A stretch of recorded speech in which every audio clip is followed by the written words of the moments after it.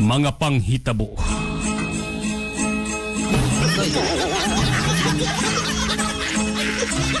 Kapintas sa kinaiyahan, panahon karon dili na masabtan.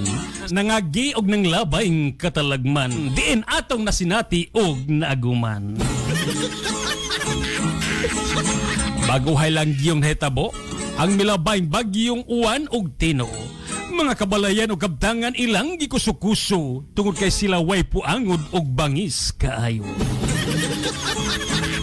Sa tino og uwan nindot kaayo ang ilang mga pangalan apan sukuhay sa ilang kinaiya og batasan tungod kay mga lugar nga ilang maagian. Gihapak sa ilang nga mga hangin nga lampingasan ug ang mga kabalayan ug kabtangan gipangbahaan.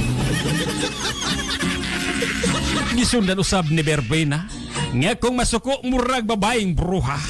Kay kung asang dapit nga siya miagi, ang mga balay o kabtangan iyang gikumbati.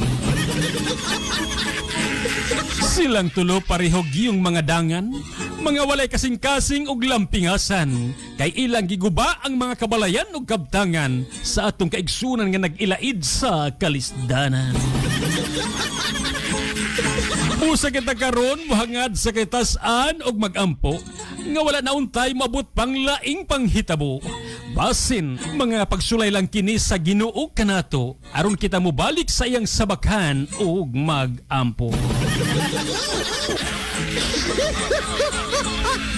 Bye.